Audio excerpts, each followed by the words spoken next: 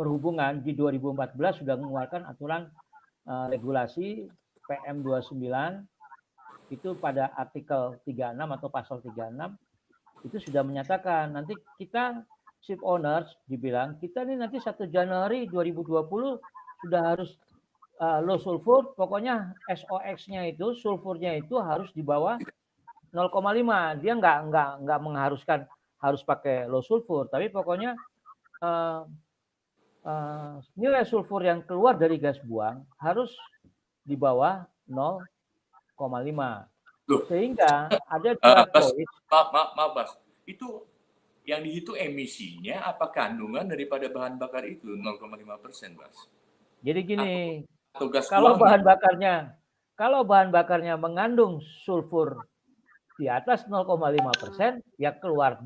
Sulfur itu kan nggak bisa dikurang atau dilebihkan, dia akan keluar berupa gas buang. Ya ke udara senilai kandungan yang ada di bahan bakar itu. Sehingga ada 3 option dari dunia di dunia teknologi, ada 3 option yang bagaimana untuk menangani supaya sulfur ini di bawah 0,5%. Yeah. Satu, ya kan, memakai yang dibilang namanya scrubber. Jadi boleh kita tetap memakai high sulfur supaya sulfuran nanti berkurang menjadi 0,1% kah atau 0,2%. Nah itu ada jalan keluarnya memakai scrubber. Scrubber itu sebenarnya namanya exhaust gas cleaner. Jadi yang keluar dari cerobong nanti dia hanya bisa kalau ketika dia kandungannya misalkan bahan bakarnya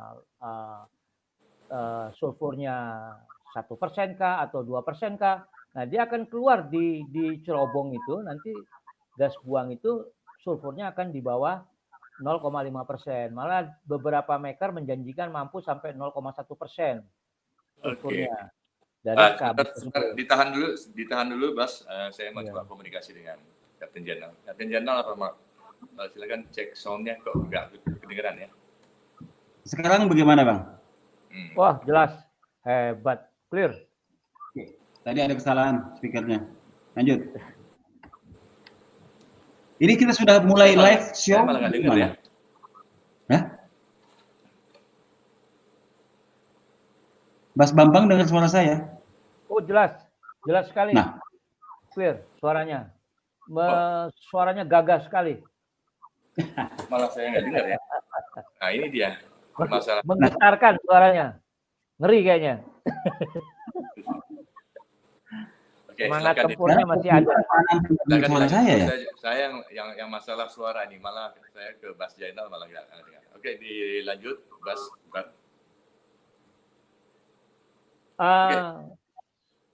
Saya teruskan, Cap Ananta. Ya, oke. Ini kayaknya malah saya suaranya Bas Jainal malah saya nggak bisa pantau ya. Oh tadi, gitu. Tadi ada dua tampilan dia. Dua tampilan di sini. Enggak, yang satu saya matikan sudah. Kok malah saya mengalami kendala ya. Oke. Yang ini saya matikan aja. Yang dari HP saya matikan. Oke, kalau misalnya masing-masing bisa dengar, tolong dilanjut aja ngobrol berduanya, Kapten Zainal. Kalau misalnya berdua bisa dengar, silakan dilanjut berdua obrolannya. Jadi masalahnya adalah Kapten Zainal dari sisi pemilik kapal ya, yang sampai saat ini dia memutuskan untuk lebih efisien menggunakan bahan bakar low sulfur kadar 0,5%. Sedangkan di Mas Bambang sendiri saat ini adalah berdasarkan penelitiannya, dia memaparkan bahwa ada perhitungan yang memang kalau investasi scrubber itu lebih menguntungkan. Oke, silakan dulu dilanjut sambil saya mau cek secara teknis nih apa namanya kok di saya nggak ada kedengaran. Dilanjut Mas Bambang dan Kapten Jainal. Kapten Jainal. Oke, suara saya bagaimana sekarang? Monggo. Mas Bambang, suara saya bagus kah? Jelas sekali, Cap. Oke, silakan lanjut. Sangat jelas. Karena saya matikan HP satu. Lanjut, saya mendengarkan dulu pemaparan Mas Bambang. Oh ya, tadi Cap sempat menyimak juga ya ketika ketika Kapten Ananta menanya kepada saya latar belakang penelitian, itu Cap sudah simak juga, Cap? Sudah masuk. Oke. Nah, dengan adanya aturan IMO perihal Aneks 6, sehingga di 2014 itu Kementerian Perhubungan mengeluarkan PM29 itu. Di artikel 36 sudah menyatakan nanti para ship owners harus tahu atau para pemilik kapal harus tahu bahwa nanti per 1 Januari 2020 akan diberlakukan bahwa nanti sulfur yang keluar dari cerobong harus di bawah 0,5%. Nah, dari atas hal itu ada 3 choice yang harus dipilih oleh ship owners. Pertama, dia choice memakai scrubber. Scrubber itu bahasa detailnya adalah exhaust gas cleaner. Arti kata pembersih gas cleaner, pembersih gas buang. Nah, dari pilihan scrubber boleh juga choice kepada LNG. Jadi menggunakan bahan bakarnya LNG itu akan lebih rendah lagi nilai sulfurnya. Malah tidak ada nilai sulfur kalau LNG. Nah, atau dia pakai menggunakan low sulfur fuel oil yang di bawah 0,5%. Nah, untuk ke LNG semua pihak shipping owners baik di seluruh dunia agak keberatan. Ada proses teknologi dan persiapan teknologi maupun SDM-nya. Karena itu pun bisa dikonversi kapal diesel menjadi LNG, namun regulasi LNG-nya harus diikuti. Itu akan lebih mahal, dilihat akan lebih mahal dibandingin kita menggunakan scrubber. Jadi beberapa perusahaan-perusahaan di luar negeri itu secara bertahap di 2015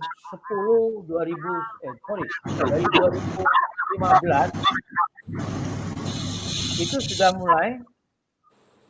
mulai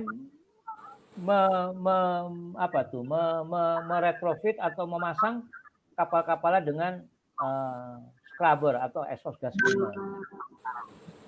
Sehingga kalau kita di Singapura tuh rame itu. Kalau saya baca-baca atau saya tanya-tanya sama teman saya, sudah rame tuh di Singapura, di shipyard atau hampir di semua negara di Eropa, di Amerika itu sudah hampir galangan, di Jepang, di Korea, kapal-kapal datang hanya untuk masang scrubber.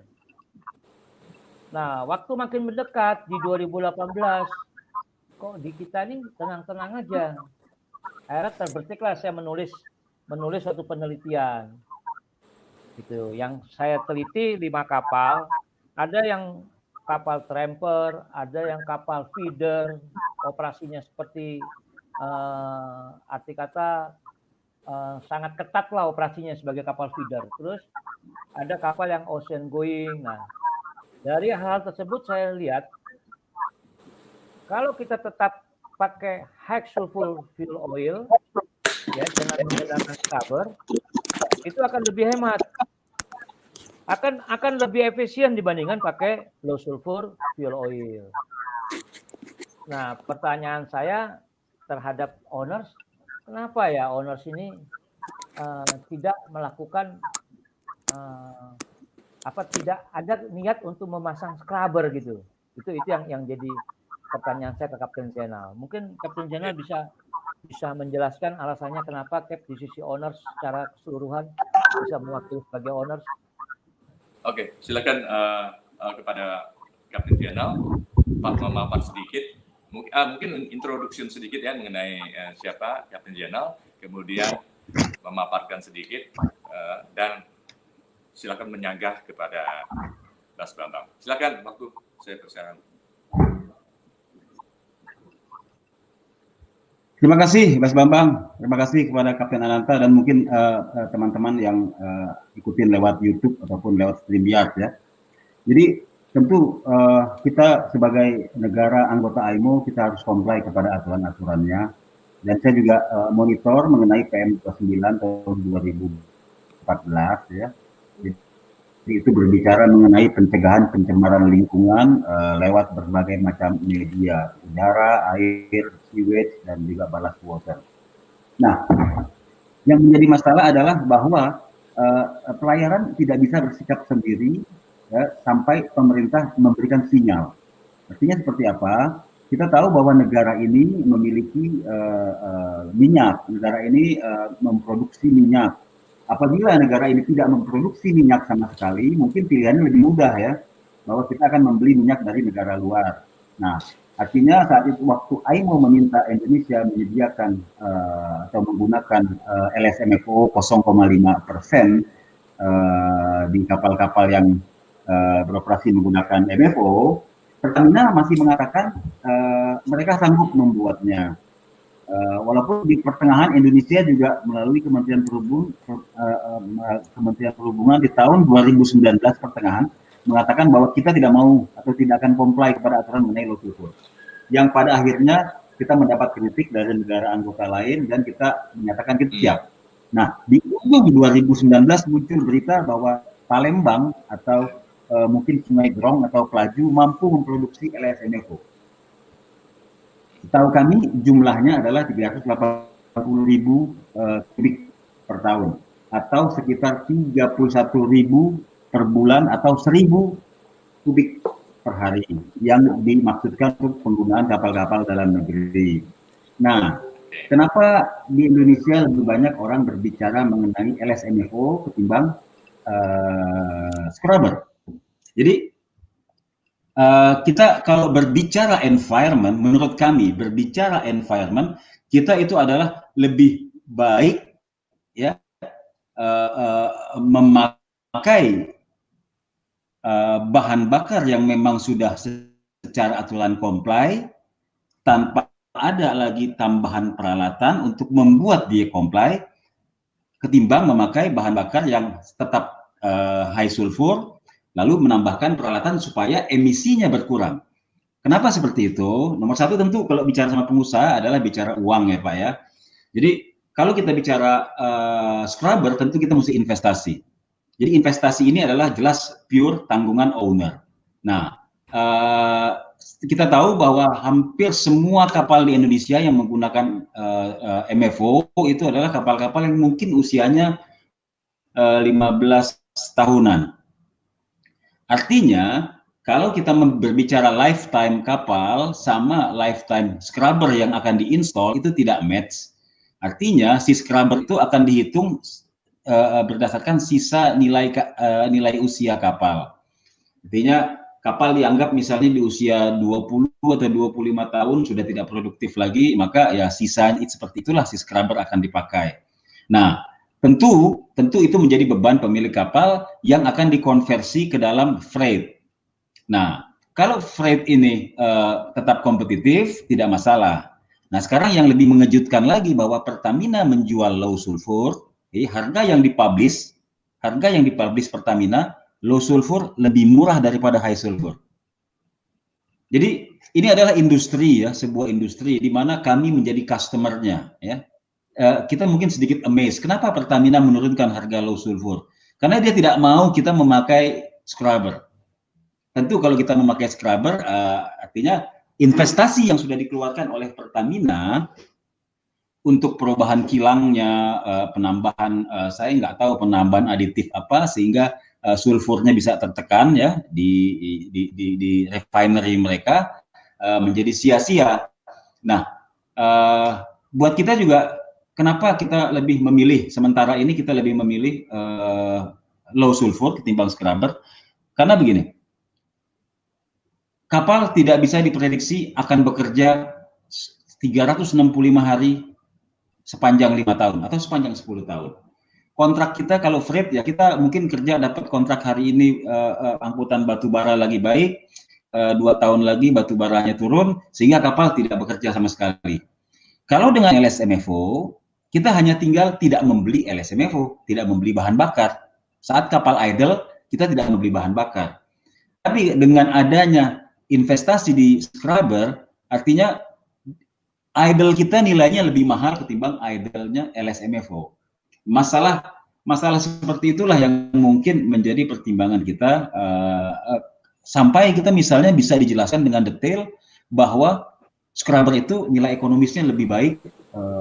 Kalau masalah environmental friendly-nya saya yakin dua-duanya sama karena hasilnya sudah teruji dan IMO menyetujui. Mungkin hal seperti itu yang perlu kita tahu dari Mas Bambang. Nilai ekonomis dari scrubber dibandingkan dengan Oke, Kapten Jenal, sekitar udah hampir 10 menit. Jadi Mas Bambang sudah mendengar langsung bagaimana pengusaha kapal mengambil keputusan untuk menggunakan low sulfur, low sulfur berdasarkan hitungannya ya, bagaimana investasi scrubber dibandingkan dengan pemakaian low sulfur. Silakan Mas Bambang sanggah pernyataan daripada Kapten Jenal. Ini saya mohon izin, saya belum tahu untuk hari ini harga MFO sama low sulfur berapa harganya, saya belum cek. Hanya nanti sebentar saya cek pakai Google.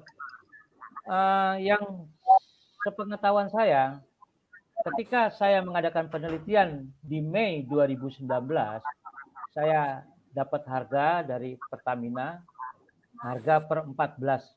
Jadi harga per 1 sampai 14 Mei 2019, bahwa harga low sulfur itu, harga high sulfur 9.600.000 per metrik ton.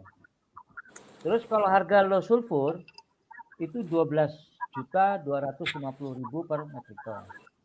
Artinya ada perbedaan harga yang begitu mencolok antara low sulfur sama high sulfur.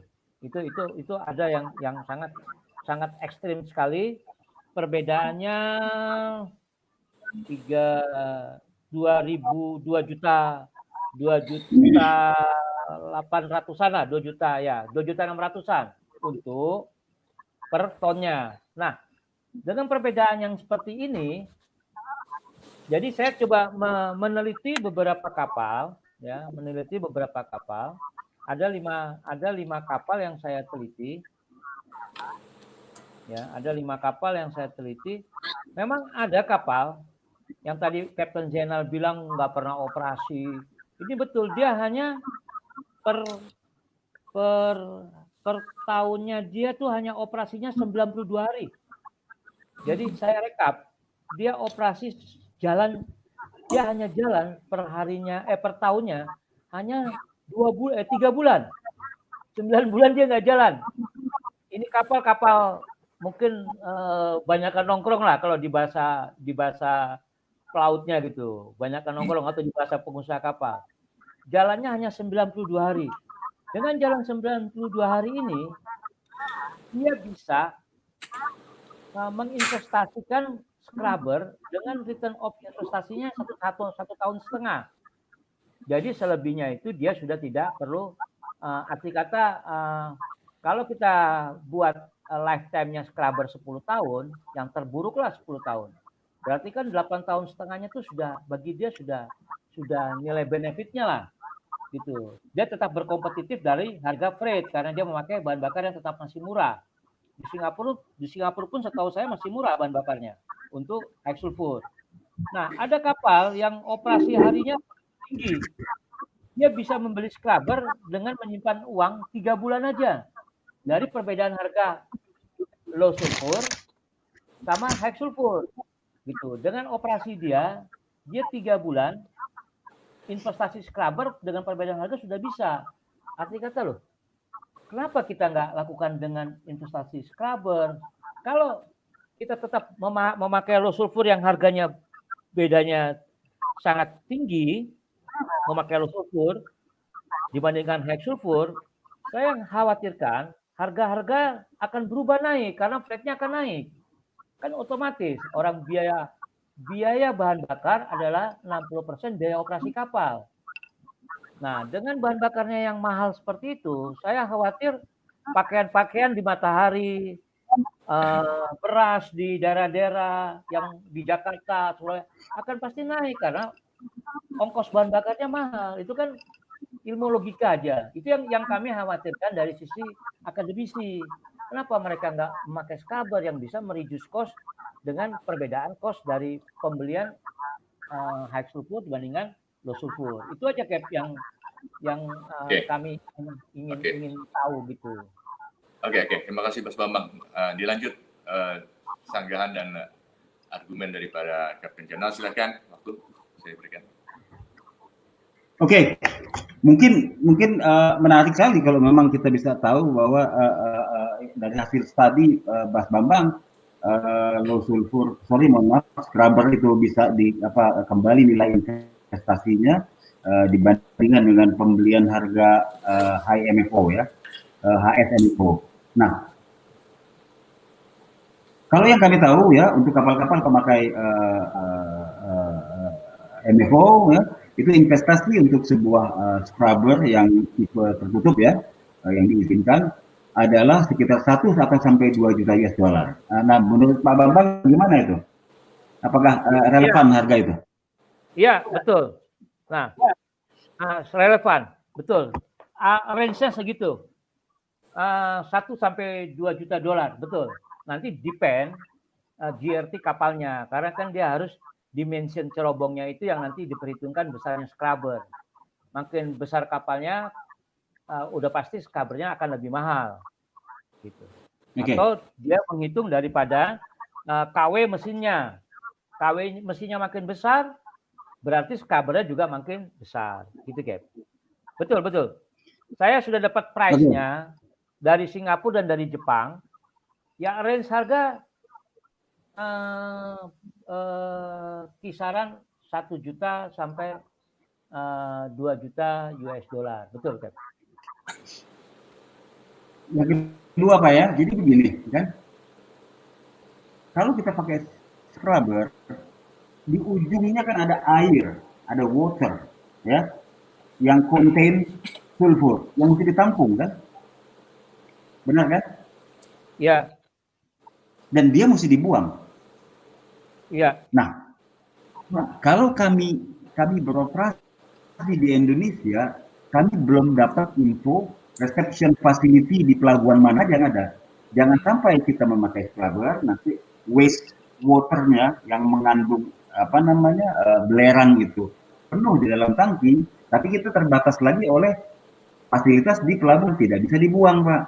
Nah, itu dia. Jadi artinya memang ini mesti bersama-sama antara akademisi, kami dari pengusaha dan juga pemerintah. Jadi kalau kita tahu LSMFO sendiri itu hanya ada di 3 pelabuhan, Jakarta, Surabaya, Balikpapan. Artinya kapal-kapal yang memakai MFO yang berlayar di Ambon dan Papua, dia mesti ke Balikpapan untuk beli BBM.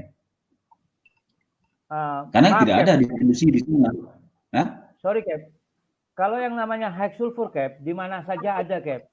High sulfur itu adalah equalnya marine fuel oil. High sulfur saya paham itu LSMFO maksud saya. LSMFO. Betul. Berarti kan kapal-kapal makin kesulitan mencari LSFO itu, low sulfur fuel oil. Gitu. Kalau dia memakai low sulfur fuel oil, hanya 3 pelabuhan yang katakan, yang ada di Jakarta, Balikpapan, Surabaya. Kalau dia operasi di Ambon, dia kan deviasi berarti. Dia untuk mendapatkan berarti kan cost Anda akan lebih besar gitu. Ya, Anda pasti lebih besar untuk mencari bakar itu. Reception facility daripada waste waternya juga malah nggak ada juga di Indonesia. Setelah tangki kami penuh, kami harus pergi ke Singapura membuangnya, Pak. Nah, coba di mana informasi? Oh itu.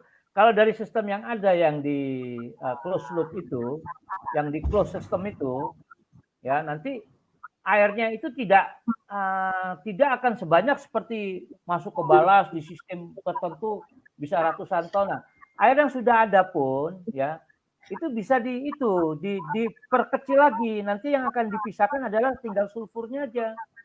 Sulfurnya itu kan nggak besar. Dari Anda bisa bayangkan kalau 0,5% dari 1 ton kan sulfurnya kecil. Iya, pasti. Sulfurnya itu berupa abu-abu sulfur, berupa debu itu.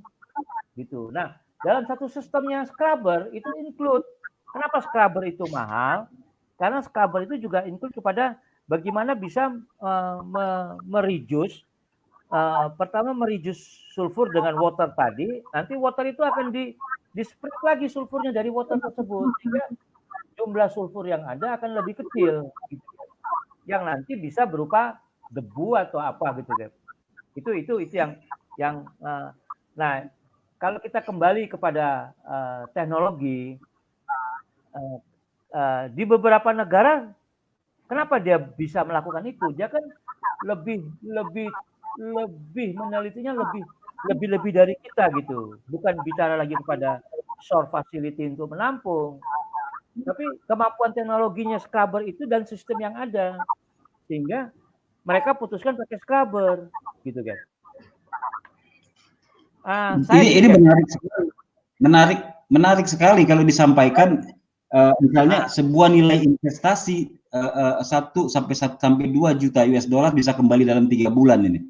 Karena beli kapal bulk carrier 15 sampai 20 ribu ton tahun 95 sampai tahun 2000, harganya juga segitu. Jadi harga scrubber sama dengan harga kapal. Makanya kami butuh sebuah hitungan untuk membantu kami menjustifikasi. Enggak, masuk harga kapal $1 juta. Silakan browse di Naughty Ship bulk carrier. $1 juta. Silakan. Hanya dunia. 15 miliar, Cap. Kalau 1,5 juta dolar itu ada 21 miliar. Rupiah hanya segitu harga kapal. Iya, Cap. Iya, masih gitu. Yang tahun 95-an ya. Masuk kan harga itu berapa GRT, Cap? Kebaca gak sekarang nih? Sebentar. Coba. Mana ya kamera saya? Ini berapa? Oke. 49.000 DWT. 9.000 DWT, ya. 3 juta itu. 3 juta, ya. 49.000 DWT. Besar itu. Ibrahim. Berapa harganya, Cap? Ini saya tampilkan, maksudnya untuk ini 2,5 juta US dollar. Tahun 99 12.000 DWT. Artinya itulah kapal-kapal harganya. Jadi kalau kita dari awal membeli itu fine. Jadi sebelum kita membeli kita bilang sama bank, "Bang, ada kapal usianya 20 tahun ya. Kita mau beli, harganya 2 juta US dollar plus investasi scrubbernya 1,5 juta US dollar dari awal." Tapi kalau di tengah jalan itu artinya di luar daripada pertanggungan bank. Kalau di tengah jalan itulah yang selalu jadi masalah. Artinya itu akan menjadi kredit modal kerja, bukan kredit investasi. Dan itu ya. Saya lanjut. Jadi gini, Cap. Saya hanya melihat gini.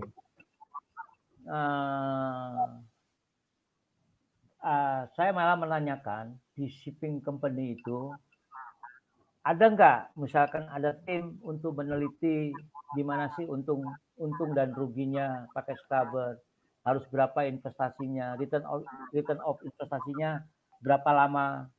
Itu yang kami saya khawatir kan kalau sekelas pengusaha itu kan hanya berpikirnya nilai-nilai aja, berpikirnya uang, tapi sustainable-nya kan juga harus dipertimbangkan juga kapal tersebut gitu. Terus nilai operasinya akan pengaruhi freight kalau dia memakai bahan bakar yang lebih mahal. Apakah sustainable-nya akan bertahan? Maksud saya gini, kemampuan SDM-nya di shipping itu untuk secara teknologi apakah sampai detail meneliti cost-cost-nya? Itu yang saya khawatirkan, sehingga pengusaha hanya tidak bisa menerima penjelasan secara detail harus berbuat apa, hanya dia menyimpulkan scrubber mahal gitu, mendingan saya beli kapal aja daripada beli scrubber, nanti pakai low sulfur, syukur-syukur kapalnya kalau nggak laku di pasaran saya jual besi tua aja, masih bisa. Kalau begitu gini, Mas Bambang, saya challenge Mas Bambang membuat hitungan, Mas Bambang membuat hitungan kepada kami nilai scrubber, nanti kami tambahkan komponen-komponen lainnya. Misalnya begini, waktu kapal pergi ke dok, apakah naik ke dok nggak bayar, ya kan? Kami tambahkan itu, Pak. Iya, betul, Waktu Cap. dia di dock, dia idle, tidak. Nah, jadi artinya nanti kita sama-sama kita masukkan nilai itu menjadi sebuah komponen baku sebagai investasi pemasangan scrubber. Iya, Nah, setelah itu betul. kita prediksi, misalnya lifetime scrubber 7 tahun. Oke, kita hitung sama-sama. Nah, kan menjadi seperti itu. Nah, Iya, artinya itu juga mesti sama-sama dengan pemerintah. Artinya jangan sampai nanti pemerintah berharap, terutama Pertamina ya, Pertamina melihat ini sebagai peluang bisnis ya. Di tahun 2019 VP Marketing Pertamina mengatakan bahwa ini adalah peluang bisnis. Saya nggak tahu di mana bisnisnya, apakah Pertamina membuat LSM Evo atau kita tahu di Singapura jauh lebih murah ya ketimbang yang kita punya. Itu juga menjadi challenge-nya dari scrubber. Jadi kalau kapal-kapal berlayar masuk ke Singapura, kan itu akan mengisi LSM Evo sebanyak-banyaknya sekarang ini ya, karena di sana murah. iya, Walaupun betul. tentu imbasnya Tetap, ada ke dalam DWT. ya. Oke, silakan Mas Bang. Ya, Lanjut. Kapten Zainal melihatnya Singapura lebih murah. Tetap akan lebih mahal daripada kita membeli high sulfur atau membeli MFO atau HFO. Nah, sebenarnya ada pemikiran saya lagi gini, Cap. Ya, scrubber sebenarnya scrubber itu komponen majority komponennya itu kan, kenapa saya nyinggung SDM-nya shipping company? Sorry ini kita harusnya juga bagaimana way out-nya. Saya terbesit ketika ada aturan oil water separator OWS. Itu beramai-ramai orang impor OWS, ya kan? Cepet-cepetan. Nah, ada beberapa kapal yang wait and see, menunggu dulu, ya kan? Dengan segala cara dia bagaimana untuk tidak pakai dulu. Nah, baru ada ide dari pabrikasi di Indonesia, atau mungkin saya nggak tahu apa shipping company-nya buat pabrik, sehingga ketika OWS dibuat di lokal harganya sampai 1/4 daripada impor. Artinya gini, ini juga peluang bisnis bagi shipping company. Dia bisa membuat konsolidasi atau konsorsium bagaimana menciptakan scrubber dibuat di Indonesia. Komponen utamanya kan hanya plat, pipa, pompa-pompa, motor listrik. Nah, ketika ada komponen yang automation, itu baru melibatkan pihak luar, sehingga akan mereduce harganya daripada scrubber. Artinya gini, kekhawatiran saya ketika para shipping company bertahan dengan memakai low sulfur fuel oil, imbasnya kapal-kapal Anda yang Anda miliki bukan sebagai low cost carrier lagi, gitu. Nanti kita ini hanya berlindung di pada asas kabotage terus, minta perlindungan Pak, pemerintah. sorry, maaf. Berarti Pak Bambang mengatakan silakan negara memproduce high sulfur MFO dong. Kan ini adalah tugas bersama pemerintah, dalam hal ini oil producer dengan pelayaran untuk mereduksi emisi, memakai bahan bakar yang emisi belerangnya rendah ataupun memakai scrubber. Scrubber itu adalah pilihan kedua loh sebenarnya. Jadi IMO mengatakan penggunaan LSMFO tetap lebih baik ketimbang menggunakan scrubber tapi memakai bahan bakar yang sulfurnya tinggi. Artinya begini, kita banyak bicara masalah PM29. Kami baru berdiskusi melihat mungkin ada 8 dari PM9 pasal-pasalnya yang terlalu memberatkan pelayaran dan memang tidak relevan ya. Jadi itu pasal yang paling krusial adalah masalah ukuran kapal ya. Jadi di dalam PM29 itu semua mengenai traffic, mengenai ukuran kapal, mengenai emisi gas buang, tapi begitu bicara single hull malah dibebaskan, Pak. Bapak silakan baca di pasal 7.7. Nah, artinya kami juga bukannya cuma berdagang, kami memperhatikan kebijakan-kebijakan, kami mempunyai bisnis development. Nah, kami ingin memang kalau dari tim Pak Bambang bisa menyampaikan sebuah hitungan. Kami mau banget, siapa yang nggak mau menjadi lebih efisien kan? Nah, hitungan itulah yang kita tunggu. Kalau memang ada, oke, kita siap mendengarkan. Nah, hitungan itu, Cap, pertama kita Ya. sudah masukkan di e-maritim.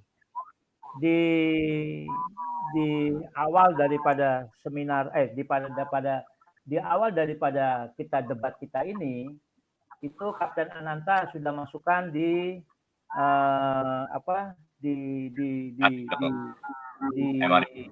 MRT. Jadi Cap juga bisa download. Tapi kalau mau lihat, saya juga bisa tampilkan. Oh, silakan. Oke, saya tampilkan. Bentar, saya coba share screen. Cap Ananta saya bisa tampilkan ya? Silakan. Kalau sudah ada share.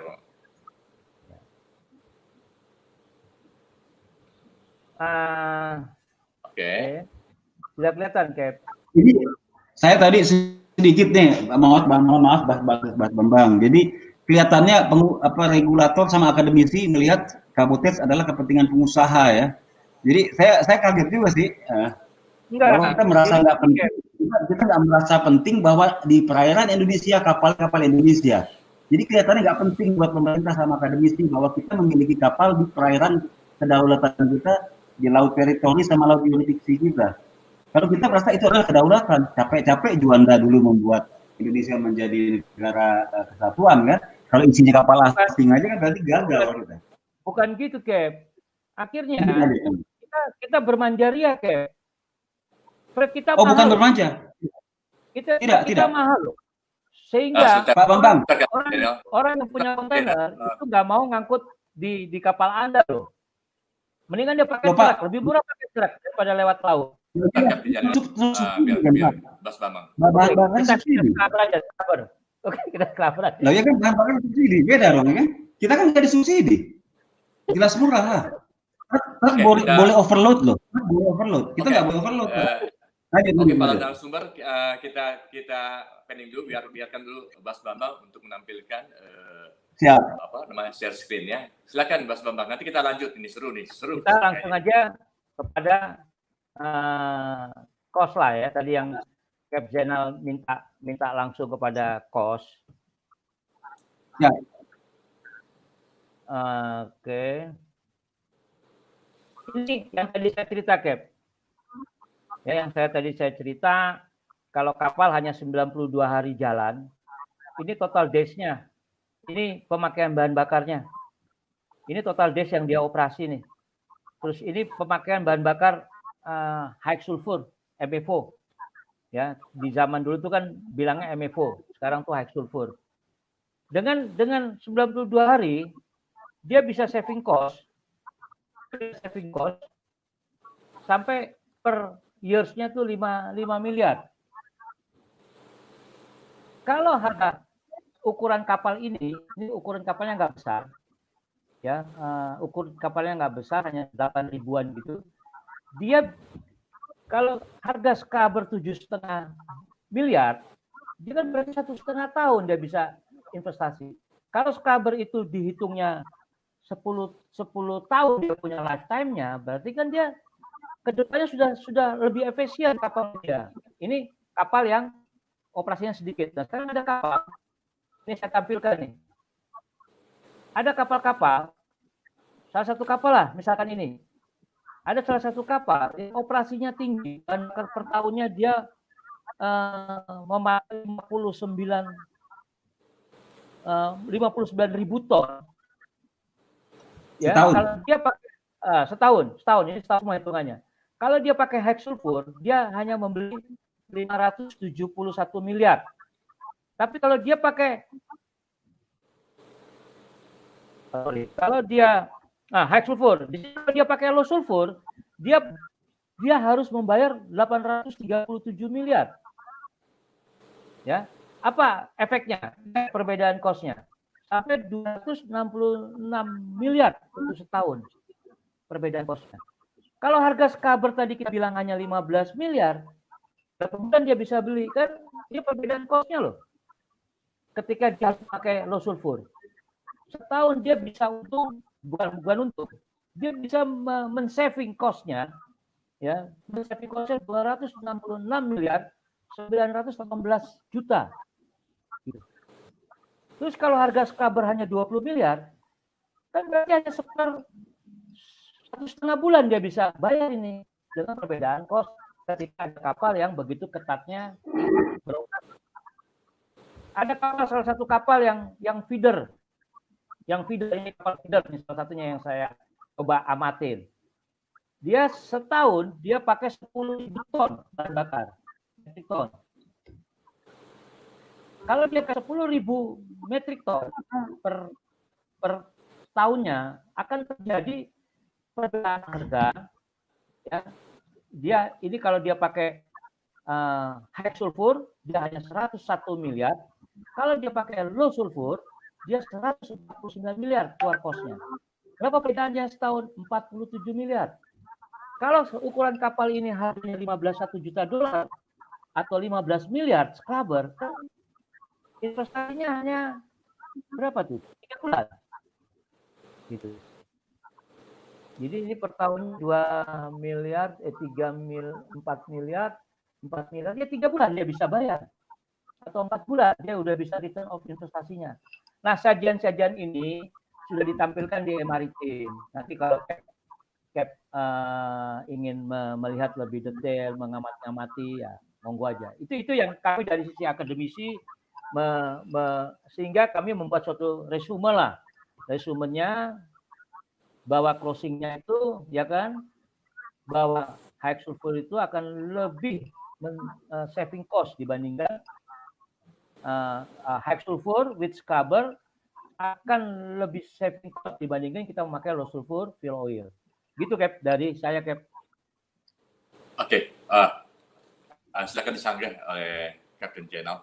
Silakan. Ya, terima kasih. Jadi begini Pak Bambang ya, tentu kita senang sekali, kita sangat tertarik.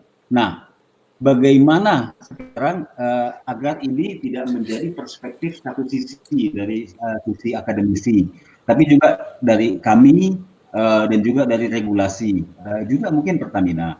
Jadi kita bicarakan kalau ternyata ini lebih safe ya, kenapa tidak? Nah, tentu ada pertimbangan lain juga dari pemerintah. Misalnya kalau Anda beli BBM, oke, Anda mahal ya, tadi seperti pemaparan, tapi Anda belinya di dalam negeri. Tapi kalau beli misalnya scrubbernya buatan negara lain, si pembuat scrubber langsung menjadi pemenang setelah dibayar. Si kapal sama si pendana dalam hal ini perbankan masih harus berjuang berlama-lama menyelesaikan tugasnya alias cicilannya. Karena begini, kalau memang angkanya bisa dijabarkan dengan detail, artinya begini. Ada kapal yang memang beroperasi 3 bulan, 90 hari setahun. Ada yang beroperasi 200 hari setahun. Nah, coba untuk masing-masing mode itu kita hitungkan, masukkan komponen harga, kita hitung jumlah pemakaian bahan bakarnya, kita bagi sehingga kita tahu kalau kapal seperti ini lifetime payback periodnya berapa lama, sehingga clear buat kita. Jadi artinya begini, comply kepada aturan, yes, kita mau. Dan kita sudah comply. Jadi memakai LSMFO bukan berarti tidak comply. Yes, correct. Pak Bambang lebih mahal. Kita mau lihat lebih murahnya di mana. Jadi kalau tidak comply salah ya, itu yang paling comply. Jadi negara tidak membuat high MFO lagi. High sulfur lah ya. Terus ya, bagaimana? Karena di dalam negeri pun kita nggak boleh memakai itu lagi. Enggak, yang saya khawatirkan bagaimana Anda berkompetisinya nantinya gitu. Kalau Anda pakai low sulfur, itu kan bahan bakarnya dengan siapa? Mahal. Ya kan? Enggak, kita nggak usah ngomongin low sulfur, Enggak, sekarang kita ketika kapal dengan high sulfur kita nggak bisa berkompetisi, kita bayar PPN. Di Singapura bahan bakar murah, tidak bayar PPN. Kita sudah mahal bayar PPN, Pak. Jadi nggak usah ngomongin kompetisi kalau sama luar. Kita nggak bisa.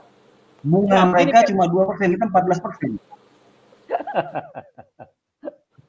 Jadi iya memang.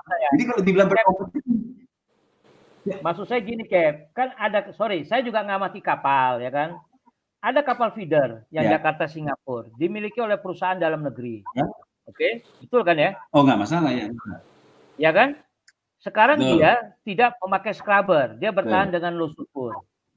Kan dampaknya apa? Cost-nya naik. Bagaimana dia bisa berkompetisi sama kapal-kapal yang sudah pakai scrubber? Kan sama-sama ke luar negeri, yang satu pakai scrubber, yang satu pakai low sulfur. Sama-sama misalkan dia habis Jakarta, Singapura, Kalau Bangkok, dia Bangkok. masih Nah, dia masih kompetitif. gitu. Jadi itu satu. Yang kedua, sudah pasti low sulfur itu lebih mahal. Terus Anda kan nanti yang biasanya pakai MFO, kapal-kapal dalam negeri yang dulunya pakai MFO atau pakai high sulfur, dia juga kebingungan juga ketika pakai low sulfur. Sudah carinya susah, harganya juga mungkin mahal. Dampaknya apa? Dampaknya ya nanti di end user-nya itu. Seperti saya ini di end user-nya. Semua barang jadi mahal di pasaran. Gitu. Karena kita nggak update teknologi, kita nggak gitu kan, membuat murah mahalnya barang itu kan cost-nya, freight-nya Anda itu. Penggunaan bahan bakarnya itu. Bapak tahu nggak berapa kos logistik dari pelayaran, Pak? Kita bawa satu kontainer dari Jakarta ke Teluk Bayur 2 juta, Pak. Kita bawa kontainer dari Jakarta ke Teluk Bayur 2 juta. Bongkar kontainer di Jakarta 1 juta, Pak. Mana yang lebih mahal, Pak? Membawa 2 hari sama mengangkat 5 menit. Jadi kadang-kadang dikatakan pelayaran itu mahal, Pak. Jadi semua dianggap adalah pelayaran. Tapi itu adalah chain daripada itu semua. Nah, begini. Kita coba tadi pahami ya bahwa number one namanya pedagang pasti mau lebih kompetitif, ya. Jadi kalau memang bisa disajikan, meyakinkan bahwa itu kompetitif, yes, semua pasti mau. Itu nomor satu. Nomor dua, kita mesti lihat SWOT-nya. Jangan sampai semua membeli scrubber, mohon maaf, oil producer membanting harga LSMFO. Karena buat mereka itu bisnis. Saya ketemu sebuah kompetitor namanya scrubber. Saya jatuhkan harganya. Kurang lebih sih begitu. Atau dia tidak produce lagi sama sekali high sulfur MFO. Sudah beli low sulfur MFO, kita pakai scrubber lagi, Pak. Nah, artinya kita mesti duduk sama-sama. Tidak bisa dari manufacturer scrubber dengan shipping company, kita mesti sama-sama duduk dengan hubungan laut dengan oil producer di Indonesia. Jadi sama-sama bahwa tujuannya adalah bagaimana membuat economic cost menjadi rendah, transportation cost menjadi rendah, tanpa melihat bahwa ini adalah persaingan bisnis antara sebuah alat bilang scrubber dengan bahan bakar low sulfur. Kalau membuat bahan bakar low sulfur melihat scrubber sebagai saingannya, mereka akan melakukan segala macam cara untuk bisnis. Saya setuju, kan? Ya. Saya setuju sekali itu. Nah, jadi bagaimana Pak Nanta? Jadi every good idea harus ada di media, kita berdiskusi rame-rame gitu. Jadi di Indonesia Pak Bambang, yang kurang adalah di perhubungan adalah atau di dunia maritim adalah forum ahli. Jadi tidak ada tenaga ahli yang seperti ini berdiskusi, ayo sama-sama perspektif Anda apa, saya apa, sehingga nanti ketemu jalan keluar yang paling baik untuk semuanya, bukan untuk satu pihak. Jadi tentu kami support apapun yang bisa kita lakukan untuk menekan cost logistik, transportation cost kita. Iya, setuju. Demi kepentingan rakyat, Cap. Iya, nah itu dia. Jadi jangan Pak Bambang. Yes. Bukan, Pak Bambang. Pak Bambang. Yes. Saya kalau dibilang kabotet tadi ya, jadi kita bermanja-manja tidak, Pak. Pak, kalau saya beli takbut jelek harganya 15 miliar, Pak, sebulan paling lebihnya buat saya 20 juta, Pak. Kalau saya bikin Indomaret beli 3, Pak. Saya top sekampung punya Indomaret 3, Pak. Tanpa didemo, tanpa pusing docking, Pak. Tapi karena ini adalah darah daging kita di dunia maritim, sekecil apapun kita tetap ada di dunia ini, Pak. Jadi kalau tidak ada orang yang peduli dengan adanya kapal-kapal merah putih di Indonesia, kita hancur. Rontok kita. Jadi kita ini perlu kabotaj. Oke, ya. Nanti kita diskusi lanjut Bapak Moderator. Nanti kita diskusi yang berbeda perihal kabotaj. Oke, Cap. Saya menarik sekali, Cap. Jadi gini, Cap. Saya setuju dengan sepaham lah dengan apa yang Cap katakan tadi. Jadi memang pengusaha, pemilik scrubber, pemerintah Memang harus kita bicara yang baik seperti apa. Dan saya believe ketika memakai komponen-komponen lokal, memaksimumkan komponen lokal, salah-salah harga scrubber juga nggak perlu semahal itu gitu kan. Artinya gini. Dan ditambah kita juga pihak-pihak yang memproduksi body. Kalau lokal biar mahal saya beli, Pak. Ini bahasa Bambang, hati-hati ya sama bahasa Bambang. Lo jual, gue beli, itu bahasa. Kalau sama orang lokal bisa ngutang, Pak. Pak bisa ngutang sama orang lokal, Pak. Sama orang asing nggak bisa ngutang, Pak. Iya, itu kan kasus tahun 98. Karena banyak utang yang nggak dibayar. Kapten Ananta, saya nggak bisa, ini sudah selesai share screen-nya. Mungkin saya biar bisa lihat face-nya kapten kita, ya kan? Lihat face-nya yang lainnya. Mungkin di select N-nya ini apa? End screen-nya dibuat seperti apa ya? Kita buat end screen ini. Oh sudah. Kita tadi masih itu sudah end screen. Oke, Cap. Hanya harapan kami, Cap, dari sisi akademisi itu harapan kami tidak ada kami without prejudice lah. Kami di sisi without prejudice. Penelitian kami ini hanya bertujuan DN-nya itu adalah untuk kepentingan rakyat juga, kepentingan bangsa kita. Terima kasih. Yang nantinya pun kepentingan bangsa kita diwakili oleh para pengusaha-pengusaha seperti Anda ini yang bisa nanti juga imbasnya kekuasaan Anda, bisnis Anda itu kan bisa mempengaruhi imbasnya yang juga ke rakyat. Jadi masukan saya ini hanya sebatas ingin bagaimana kita sebagai semua shipping company menjadikan kapal-kapalnya sebagai low cost carrier aja. Itu sehingga DN-nya itu adalah untuk kepentingan bersama, kayak untuk kepentingan bangsa dan rakyat gitu, kayak. Oke. Sepertinya seru ini diskusi kita sore ini antara akademisi dan pedagang. Kalau Kapten Zainal itu selalu menyebutkan dirinya pedagang. Kalau pengusaha mungkin agak gimana ya, pedagang dia. Agak demokrat. Ini seru juga. Oke, sebelum kita akhiri ini menjelang pukul 5, ya, sangat seru. Terima kasih kepada Mas Bambang dari Bambang Wahyudi dari sisi akademisi yang telah meneliti permasalahan ini, juga kepada Kapten Zainal Hasibuan yang mewakili let's say INSA, atau pemilik usaha kapal. Saya sebut pengusaha, nggak boleh mewakili INSA, Pak, karena bajunya hitam, Pak. Ini mewakili pengusaha Banten, pengusaha Banten. Ya, pedagang aja. Oke, jadi sebelum kita tutup, terima kasih juga para warga yang sudah menyaksikan debat kami. Mudah-mudahan berikutnya kita akan mempertemukan ya pihak-pihak yang memang sangat susah agar ke depannya kita akan duduk bersama menyelesaikan masalah bangsa ini.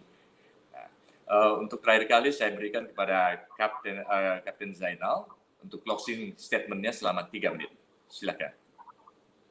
Oke, sebelum saya membuat closing statement, saya mau minta maaf jika ada kalimat yang kurang berkenan buat Mas Bambang, buat Kapten Ananta, buat rekan-rekan yang lain. Tidak ada maksud untuk offense ya, tapi ya mungkin kadang-kadang bahasa yang keluar kurang bagus. Tapi niatnya adalah baik. Jadi saya senang sekali ada cara pemikiran yang berbeda. Jadi kalau kita berkumpul dengan semua orang yang berpandangan sama, hasil kita satu, nggak akan pernah ada akselerasi. Tapi kita butuh duduk atau berdiskusi sama orang-orang yang siap berbeda. Bukan untuk berkelahi, tapi kita tahu di ujungnya kita cari yang paling baik buat dua perbedaan itu. Nah, mengenai yang disampaikan oleh Pak Bambang, jadi saya memang melihat bahwa kita masih butuh lebih baik lagi hubungan antara akademisi, praktisi, regulasi atau regulator, dengan juga stakeholder lainnya. Jadi yang tadi saya sampaikan ya, bahwa Indonesia itu sekarang ini punya hutang yang paling besar adalah mengenai KM nomor 65 mengenai MCPS. Di situ disebutkan bahwa NCPS bisa berlaku apabila dibentuk forum tenaga ahli. Nah, inilah yang kita butuhkan di Indonesia. Siapa tenaga ahli yang akan turut membantu secara aktif memajukan dunia maritim Indonesia, tidak tersasar pergi ke tempat lain, karena kita tahu sekarang definisi maritim pun sudah entah berantah kemana-mana. Jadi saya suka sekali diskusi seperti ini. Pak Bambang sangat saya hormati, Pak Nata. Mohon maaf ya apabila ada yang salah-salah. Tapi kalau ada yang lebih detail lagi mengenai hitungan tadi, let's do it. Kita hitung sama-sama demi kemajuan bangsa, demi kemajuan ekonomi bangsa, dan juga terciptanya biaya transportasi yang efisien dan murah. Terima kasih.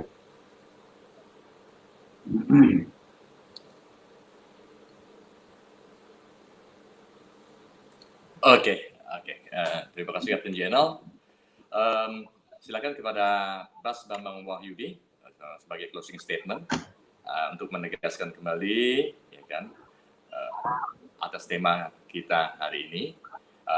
Debat bukan untuk siapa yang menang, siapa yang kalah, tetapi menyatukan pemikiran semua praktisi, akademisi, pengusaha, kemudian regulator juga ke depannya. Silakan Bas Bambang Wahyudi untuk closing statement-nya 3 menit, saya berikan waktunya. Oke, terima kasih Kapten Ananta yang sudah bisa menghadirkan saya di sini. Terima kasih juga sama Kapten Zainal yang tanpa Kapten Zainal sadari, saya sudah juga banyak masukan apa-apa yang Anda perlukan sebagai pengusaha atau istilah kerennya Anda pedagang. Saya minta maaf terhadap Kapten Ananta, Kapten Zainal apabila ada kata-kata yang juga tidak nyaman didengar, dan saya juga minta maaf apabila para pendengar di sini merasa ketidaknyamanan dengan kata-kata saya. Perlu juga saya infokan sebelum saya closing bahwa penelitian saya ini bukan hanya memetik data dari langit, tapi ini evidence yang nyata saya dapat, sehingga saya jadikan referensi. Itu yang saya sampaikan. Terus saya berharap saya dari sisi akademisi berharap diskusi atau debat diskusi ini jangan hanya kita selesai di sini. Mungkin ada topik-topik lain nanti yang bisa panitia event organize lagi. Topik-topik apa yang tadi Kapten Zainal cerita, mungkin topik azas sabote atau topik masalah SDM dari shipping industry atau topik-topik lainnya lah yang bisa nanti berkelanjutan. Yang di end itu kita harus sebanyak mungkin memberikan. Saya hanya berniat dari sisi akademisi ingin memberikan masukan sebanyak mungkin knowledge yang kami ketahui untuk shipping industri ini bisa mendengar atau minimal mempunyai koreksi ulang. Oh, apa benar? Oh, apa seperti ini? Itu yang kami harapkan sehingga ke depan para shipping company ini menjadi strong company. Bukan hanya strong company di dalam, tapi juga strong company secara worldwide. Itu harapan kami dari dunia akademisi maritim. Begitu Kapten Ananta, sebelumnya terima kasih. Maaf kalau ada kurang kata. Makasih. Oke, terima kasih. Senang sekali kita bisa berkumpul, saling membahas tema-tema yang ini awal perdana, pionir kita memulainya ya dengan tema yang sebenarnya sudah lama digaung-gaungkan, tapi buat kita sendiri banyak yang belum paham ya kan dari masing-masing sisi dan perspektif. Itu aja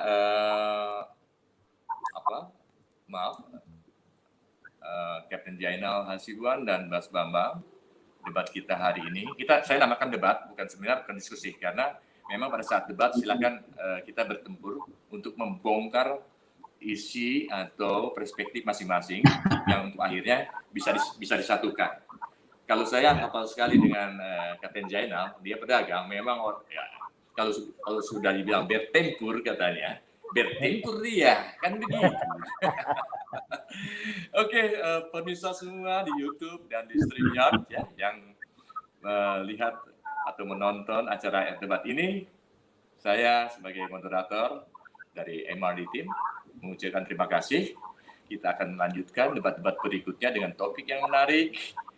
Kita akan mengundang pakar-pakar, expert-expert di bidang apa istilahnya, bukan aja sekedar maritim aja, mungkin ketenagakerjaan, organisasi pelaut, kemudian mungkin ya satu waktu kalau plat merah bisa kita undang dan berani berdebat, dengan senang hati kami akan mengundang dari MRT.